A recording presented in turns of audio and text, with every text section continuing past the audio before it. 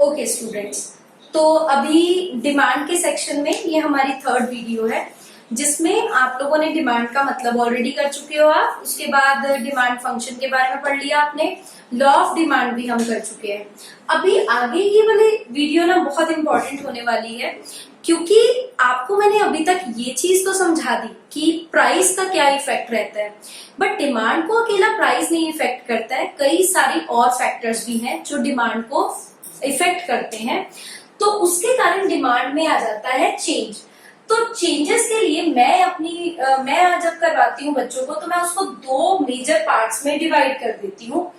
एक जो हम ऑलरेडी पढ़ चुके हैं वो है प्राइस, ठीक है, प्राइस के कारण आने वाला चेंज जिसको हम लॉ ऑफ डिमांड भी कहते हैं। लास्ट वीडियो आप देख सकते हो इसके कारण आने वाले चेंजेस के, ठीक है। या तो होगा क्या, प्राइस इंक्रीज होगा या प्राइस होगा डिक्रीज।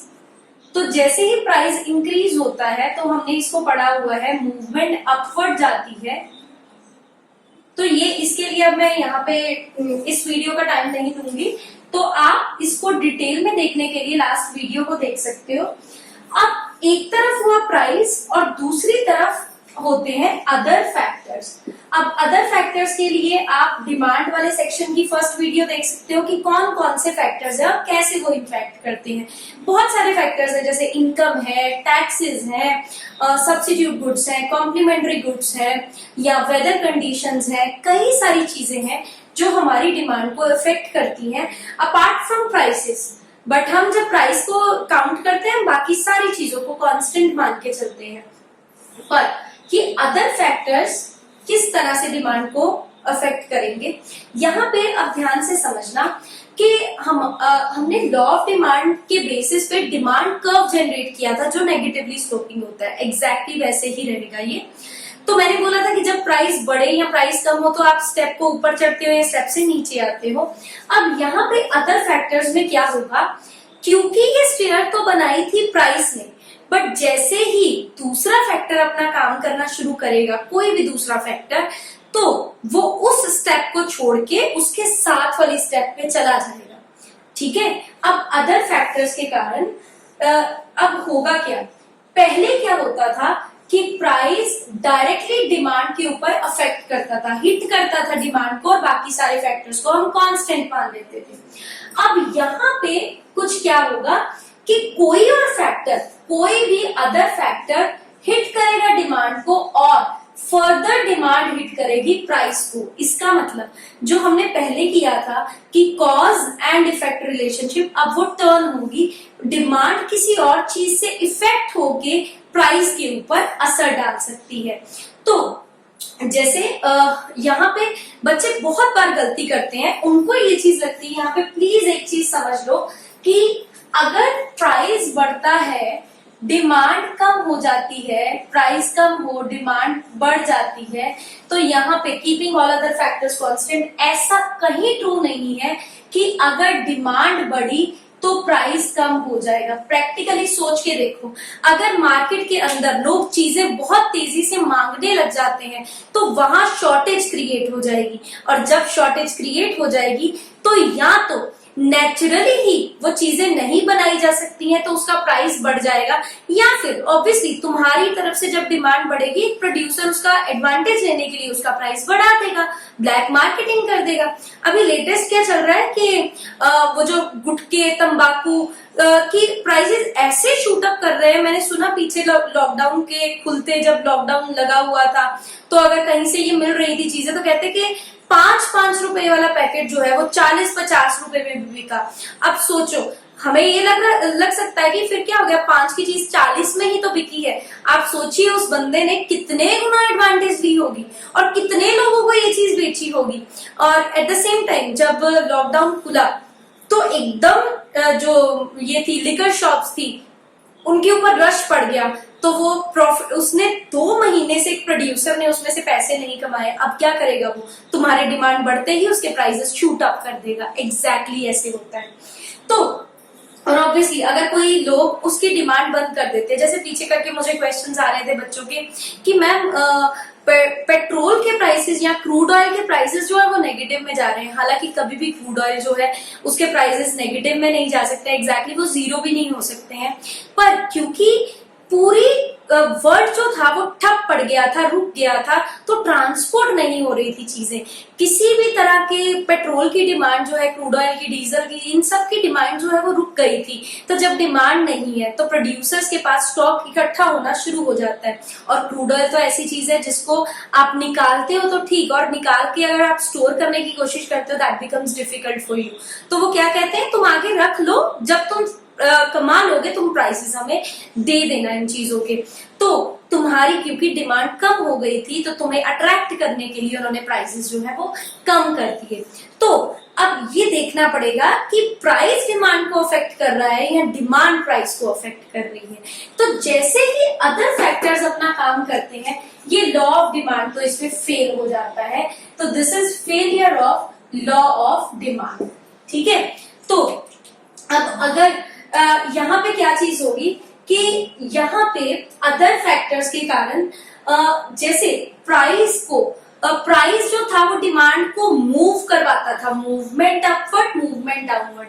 तो प्राइस के कारण आने वाले चेंज लेते थे मूवमेंट, और जो अदर फैक्टर्स हैं वो कैसा चेंज लेंगे, वो लेंगे शिफ्टिंग का चेंज, छोड़ देगा ना वो वाली स्टेप छोड़ देगा। तो अगर अदर फैक्टर्स, जैसे मेरी इनकम इंक्रीज हो रही है तो मेरी डिमांड इंक्रीज हो जाएगी, मैं अमीर फील करूंगी तो मैं ज्यादा चीजें लूंगी, ठीक है। और जैसे सब्सिट्यूट के प्राइसेस इंक्रीज हो जाते हैं तो मुझे लगता है कि नहीं यार इधर की डिमांड इंक्रीज कर देते हैं। तो इन एनी केस कोई भी फैक्टर अगर डिमांड को इंक्रीज करता है, अगर डिमांड इंक्रीज होती है, now I am using the word increase, I am not using the word extension या एक्सपेंशन वर्ड यूज नहीं कर रही हूं मैं, फैलने का वर्ड यूज नहीं कर रही हूं मैं, बढ़ने का वर्ड यूज कर रही हूँ, क्योंकि अब ये प्राइस के कारण नहीं है। तो जब भी शिफ्टिंग, अगर कोई फैक्टर, कोई भी अदर फैक्टर जो है डिमांड को बढ़ने पे मजबूर करता है, तो क्या होगा, राइटवर्ड शिफ्ट हो जाएगी हमारी डिमांड। ठीक है, और इसे ही हम बोलेंगे increase in demand. I am using the word increase in demand. Increase और एक्सपेंशन में बहुत बड़ा डिफरेंस है। इंक्रीज होती है अदर फैक्टर्स के कारण, एक्सपेंशन होती है प्राइस के कारण।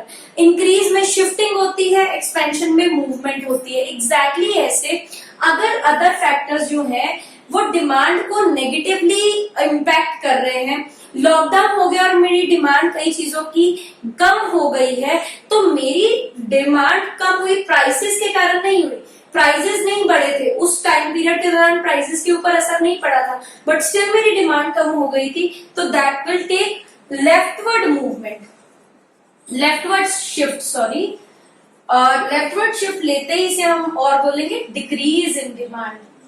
ठीक है, so decrease in demand is different from contraction of demand. सिकुड़ गई डिमांड, पतली हो गई डिमांड, इससे डिफरेंट है।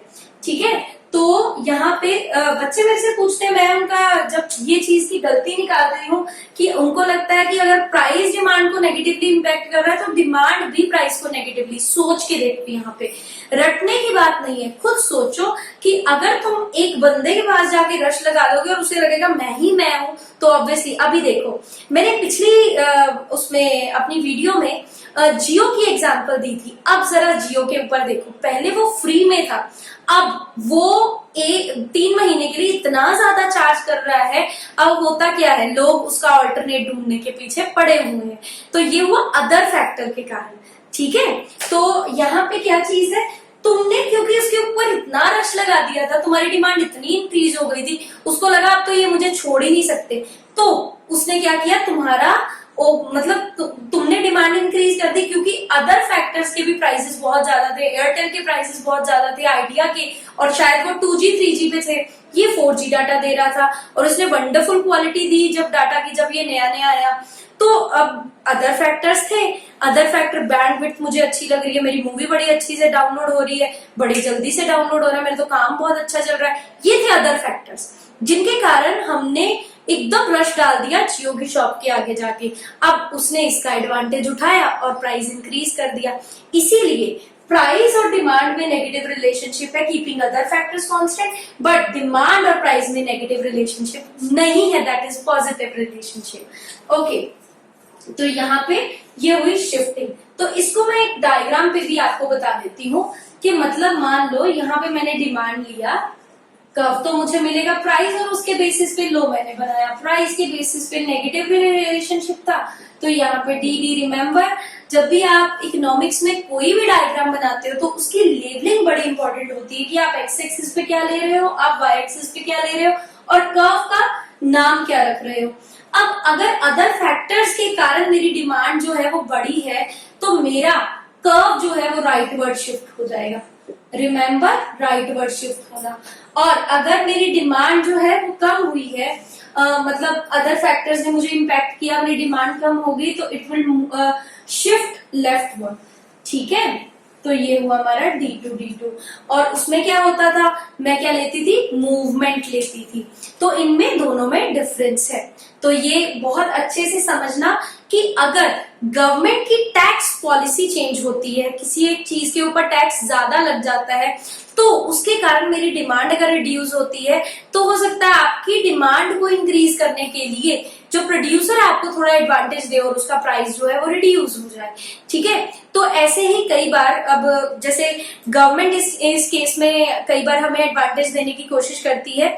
जैसे गवर्नमेंट चाहती है कि आप लोगों की डिमांड, जितनी डीमेरिट गुड्स है ना, डीमेरिट गुड्स क्या होती है, जैसे लिकर एक डीमेरिट गुड है, ड्रग्स कई तरह के डीमेरिट गुड हैं, हर तरह का ड्रग मेडिसिन भी ड्रग्स ही होती हैं, तो ड्रग्स जो है वो डीमेरिट गुड है कई तरह के।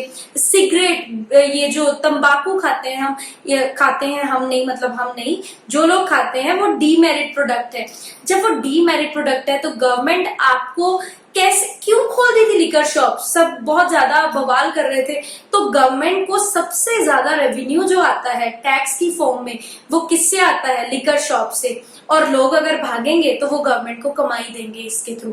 और गवर्नमेंट चाहती है कि इनकी कंजम्पशन रिड्यूस हो, इनकी डिमांड रिड्यूस हो, तो उसको रिड्यूस ऐसे तो वो कर नहीं सकती, प्रोड्यूसर को तो बोलेगी नहीं तो प्राइस इंक्रीज कर दे। तो वो क्या करती है, अपने टैक्सेस के थ्रू प्रोड्यूसर को लगाती है, टैक्स लगाया, जीएसटी लगा, तो उसको क्या कर दिया, अब प्रोड्यूसर अपने आप के ऊपर तो टैक्स लेगा नहीं, वो कंज्यूमर के ऊपर शिफ्ट कर देगा, तो प्राइस इंक्रीज करना पड़ेगा, तो कस्टमर की डिमांड जो है वो रिड्यूस हो जाएगी। ठीक है, सो ये एक अदर फैक्टर है। प्राइस के अलावा जो भी कोई और फैक्टर काम करेगा, रिमेंबर वो शिफ्टिंग करवाएगा, यहाँ शिफ्टिंग राइटवर्ड, यहाँ शिफ्टिंग लेफ्टवर्ड। तो यहाँ पे ये हमारे पास बना चेंजेस इन डिमांड दो तरह के होंगे, या तो ड्यू टू प्राइस, अगर प्राइस के कारण हुए तो लॉ ऑफ डिमांड, पिछली वीडियो जाके देखो, इसको अच्छे से इलैबोरेट किया है। और अगर प्राइस नहीं है, उससे पहले कोई और फैक्टर काम कर देता है, तो उस और फैक्टर के कारण उसी डिमांड कर्व में शिफ्टिंग हो जाएगी। अब आप उस कर्व को छोड़ोगे नहीं, सॉरी, अब आप उस कर्व के ऊपर नीचे नहीं घूमोगे, क्योंकि घुमाने वाला प्राइस है ही नहीं। अब कोई और फैक्टर होगा तो है खींच के या तो पॉजिटिवली दूसरी ऊपर वाली स्टेयर पे ले जाएगा, मतलब दूसरी बड़ी वाली स्टेयर पे ले जाएगा, या फिर नीचे वाली स्टेयर पे फेंक देगा तुम्हें। तो ये हमारे पास हुए अदर चेंजेस। अब ये एक तरफ हमने पूरा डिमांड के बारे में पढ़ लिया, ठीक है। अब हम पढ़ेंगे इसकी इलास्टिसिटी के बारे में अभी नेक्स्ट टॉपिक से। तो अगर आप लोगों ने डिमांड के बारे में कुछ भी नया लर्न किया है तो लाइक बटन दबाइए, और इसको अपने फ्रेंड्स, इजी वे में अपने फ्रेंड्स को भी समझाने के लिए उनके साथ शेयर जरूर करें। तो I will be uploading a test on the video later on, तो तब तक इसको ध्यान से सुनिए, समझिए, अपनी बुक जरूर अपने पास रखिए अगर आपको कहीं भी दिक्कत आती है तो। देखते रहिए इकोनॉमिक्स मेरे साथ।